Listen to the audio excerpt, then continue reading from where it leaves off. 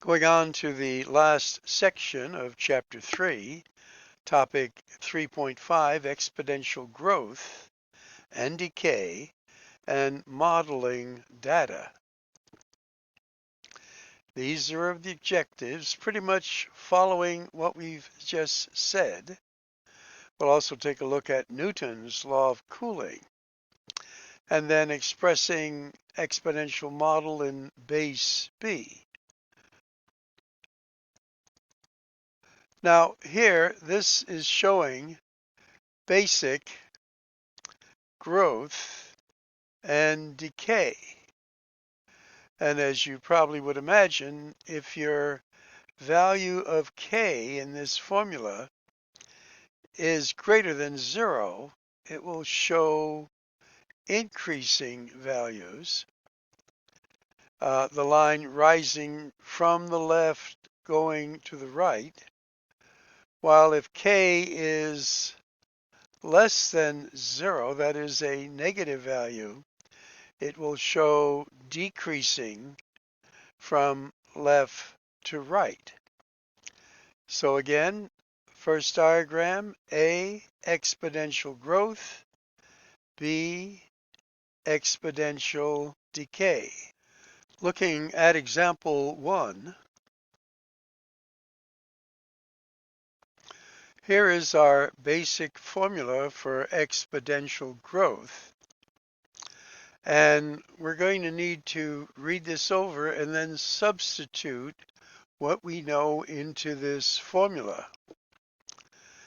Now, we know that from the year 2000, in which the initial population in Africa was 807 million, that by 2011, that is 11 years later, it had grown to this. So let's do some substitution here. We know the future amount is going to be 1052. Our initial amount, that's A sub O, the initial amount, was 807. And we don't know K at this time, but we do know T. That was 11 years. So K times 11. Now let's go to the whiteboard and we can do some figuring. We'll go back to our regular board here. So we're at this stage right here. Now we want to eventually find our value of K. So we're going to divide both sides by 807. And then they've moved things around, and that's what it looks like now. So by converting this to the natural log of E and this side to the natural log, this is what they're showing here. Now remember, there's an E here, so we can move our exponent out in front, which now becomes this. This natural log of E is just 1, and we have this. So if we now put this in our calculator and then divide both sides by 11, we now get a value of K, which will be 0.024. So that's where we are at this stage. Bringing that value into our next slide here, we now have, again, this formula with our K value defined as 0.024. we'd like to find the time, if this pattern continues, that the population would reach 2 billion. Now, that might be confusing with the year 2000. This is our new value for A, is 2 billion here. So we want to solve for the letter T. So we substitute our new value of 2 billion, which is 2,000 million in a sense, and using a very similar protocol, we're going to divide both sides by 807, what they're doing here, and then putting this to the other side, converting it to its natural log, which they're showing here. Remember, there's an E here. This configuration is 1. We're going to take our exponent, move it out in front. This becomes a 1, so now we have this. So to solve for T in a similar way, we're going to divide both sides by 0.024, which is what we see here. And again, the beauty of the calculator is we just put this into our calculator properly, watching where the parentheses go, and we end up with T, rounding it off to the nearest year, is 38 years.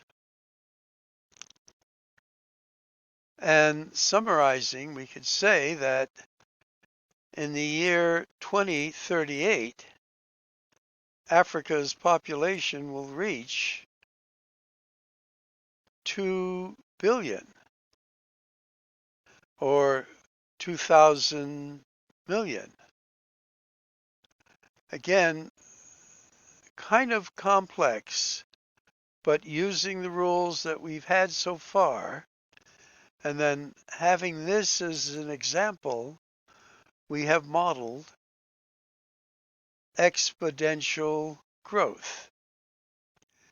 In example 2, we're going to model exponential decay. So we have the half-life of strontium-90 is 28 years, meaning that after 28 years, a given amount of the substance will have decayed to half the original amount.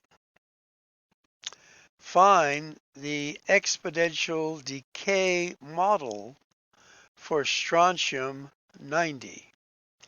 Now again, this is our basic formula here that we were given early in this lesson. We first have to solve for the K. So we know that in 28 years, we will get half the amount. So let's just do some figuring here. This is our model.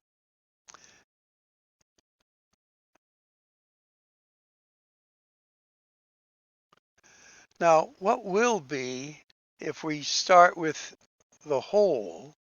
How would we represent half? Half-life.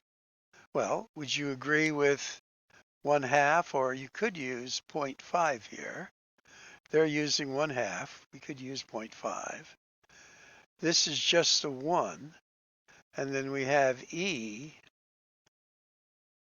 R, or I should say K first, yeah. And then we know the amount of time is 28 years. So I wanted you to see where they're getting this from. So they're saying the future half-life And I'm not quite pleased with the way they've done that. I think they could have just did it this way, because the A's disappear from here. This is 1/2, and then you get this. Okay. Now, I like the idea of 0.5 here too. It makes it a little easier. So what do we do now? Well, we're going to find that on this side, the natural log of base E of E, again, this just becomes a 1, and we can move that out in front, and we get this. So how do we find K then? Well, just divide both sides by 28. Remember, this is 0.5. 0.5 divided by 28. Now, put that in your calculator. It's important that you get this value. This is now K as a negative value, indicating decomposition, in a sense, decay. So we then get a modification of our original formula to what a value of K would be. And now we have to find T. Let's go to our next slide. Now there is a pattern building here, because now we want to take this formula with our K value and solve for T. But we're going to have originally 60 grams, which they're putting right here. How long will it take for the strontium 90 to decay to a level of 10 grams, which they then put as your future amount? Again, with this negative exponent, it is indicating decay. So, since this is somewhat of a complex fraction here, let's leave it as that. We're going to convert both sides to its natural log. Now, here's where you can kind of take a shortcut. You know that this side eventually is just going to be the exponent, which is what they're showing here. Because natural log of this, with the base E of E, this is just a 1. This is the beauty of it. So you get this equals that, and you might say, what do I do now? Well, you're going to divide both sides by negative 0.0248, which is what they're showing. And again, you need to put this in your calculator. Usually starts with this. You put 1 divided by 6, close parenthesis, and then hit the division sign again. And be sure to put that negative in. And you should get something like this, 72. I'll try it in mine and get verification. And it checks out. Let's go on. Going on now to the logistics growth model, we see f of t equals this, or substituting your function symbol with a, the future amount, where a, b, and c are constants, and c is greater than 0, and b is greater than 0. So for our application here, in a learning theory project, psychologists discover that this formula is a model for describing the proportion of correct responses, which is this, after this, which is time or number of learning trials. Find the proportion of correct responses prior to learning trials taking place. So none have taken place. So this value is a 0. So what we do in the formula here, where we have our t, we're going to put a 0, which they show here. So what value is here? Well, it's a negative 0.2 times 0. So this value here becomes a 0. So we have e to the 0 power. And in our toolkit, we know that anything to the 0 power is 1. So you get 0.8 over 2, which is 0.4, was our learning proportion to correct responses. Again, pause if needed to look it over. Continuing example 3, we're now given everything the same, but now correct responses after 10 learning trials. So our t value now becomes 10. And when we multiply a negative 0.2 times 10, we'll have a value as an exponent of e. So again, you need to try this. 0.8 divided by, and I would put all of this in parentheses here, 1 plus e, and then go caret. And I could put another parenthesis here, a negative 0.2 times 10, and then close parenthesis here, and see if in fact you get 0.7. I will try it on my end as well.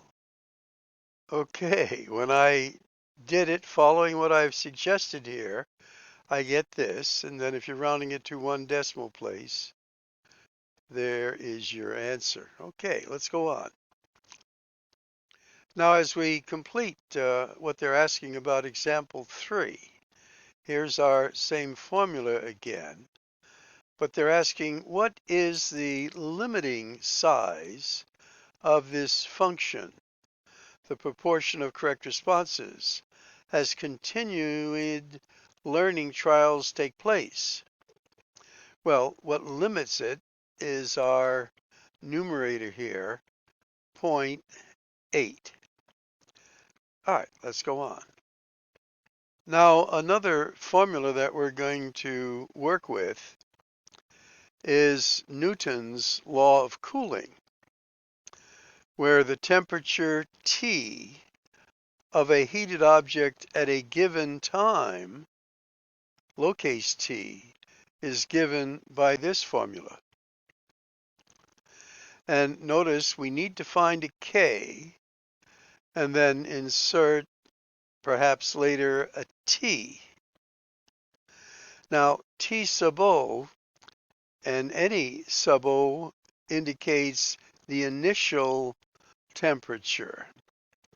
And of course we're using Euler's E. Let's go on.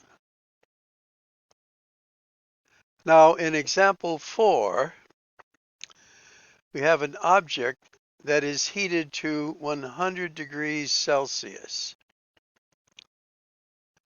It is left to cool in a room that has a temperature, that's the ambient temperature, of 30 degrees Celsius. So that's like 95 degrees Fahrenheit. It's kind of a warm room here. After 5 minutes, the temperature of the object cools to 80 degrees Celsius. Use Newton's law of cooling to find a model for the temperature of an object T, capital T, after lowercase t minutes. Well, there's our formula. And now let's do some substitution. So after the 5 minutes, this temperature is 80. I like the way they've shown this here. Now, T sub O, capital T sub O, that's your initial temperature, we said was 100 degrees. So there's the 100 degrees. Now, it's going to have a ambient room temperature of 30, which is what's the C here. This is what the room temperature is. So we put a 30 there and a 30 there. Euler's E. Now our low case T minutes is 5. So 5 goes there. Now it could go after it according to our formula, but we could switch these around. We like to have the variable after our numerical value. So what does it look like we want to solve for here? If you said K, that is correct, which is an exponent. But notice we can do a number of things here. We're going to be able to subtract 30 from both sides, and this will become a 50. We're going to be able to do this subtraction here. Now this 30's gone, so we could put it in a parenthesis if we like, 70 here, and then 5K. And you might say, what are we going to do? And then we got to put the E there, don't forget. That's better. The 5K relates to the E. Well, we're going to convert this to its natural log form. And, well, before we do that, let's take a step back here. We're going to divide both sides by 70. That's what we're going to do next. So we can get 5/7. So now we're going to do the natural log of 5/7 is equal to, remember it's the natural log base E of E, that all becomes a 1, and we can put that 5K in front of the E, so this side just becomes 5K. And we'll look at this again in the next slide. They're going to lay it out for us. But now what do? Well, we've done many like this already. We're going to divide both sides by 5, and we get K equals this. All right, so let's see it worked out in a refined way. So continuing example 4, we did all of this. We took our 30, subtracted it from both sides. Here they're dividing now both sides by this, and then switching things around. I knocked that off, which is what they're going to do. We did natural log then of this. This is of E. We move this in front over here. And all of this became a 1, so we get 5K equals this. Now we divided both sides by 5, which is what they're showing here. I like it. And they end up with a K value of this. So the equation for the model then, that we've solved for K, we put this where the K value is. Okay, we're getting ready for something now. As we finish example 4, we found our K value. What we want to know is, after 5 minutes, the temperature of the object is 80 degrees Celsius, which we already know. What is the temperature of the object now after 20 minutes? Well, now that we know what our K value is, we can substitute our minutes, lowercase t, with a 20. So it's just a matter of putting in this into our calculator, and give it a shot to be sure you're going to get as a temperature of the object being 48 degrees Celsius. So take some moment, take notes, and try it in your calculator. And putting it into my calculator, I got this, and rounding it to the nearest whole centigrade degree, I just dropped all this, and I got the 48. So after 20 minutes, the temperature of the object will be approximately 48 degrees Celsius. Now in physics lab, they'll do things like this, and so we're tying the math in with the science. All right, let's go on. In example 5 now, we're going to choose a model for data. So the table shows populations of various cities in the thousands. So this is our small and then very large in the thousands. And the average walking speed in feet per second of a person living in the city. Now, we don't know how they measured that, but sort of makes sense. If you've ever been to a large city and in a crowded street, the rate of walking of people tend to be faster, and you go and flow with the crowd. So what they're doing in this vertical axis, they're saying this is walking speed per second, and then in our horizontal axis, this is the populations in thousands. So we get a curve then, and let me just sketch that in a little.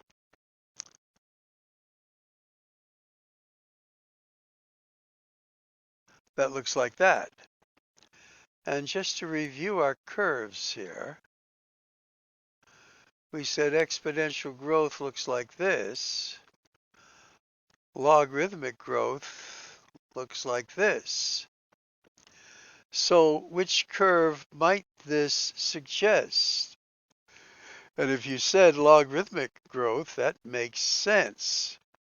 All right, let's go on to our next slide. So based on our scatter plot here, the shape suggests a logarithmic function is a good choice for modeling this data. So as a given, they are saying expressing this in base E. So there we have this, and they're saying this is equivalent to this, which is y equals a Euler's E, and then natural log of b, and then that is just times x. So we're given this, and then to show a model of what might then fit in, clear that up.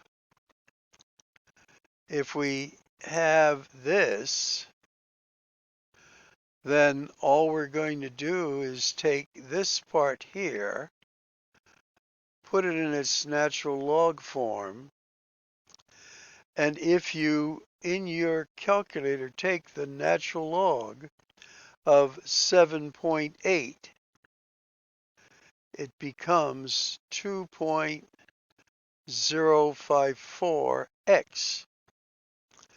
So again, this is just serving as a model of taking data that looks like logarithmic from the scatter diagram and then putting it into values that they would give you.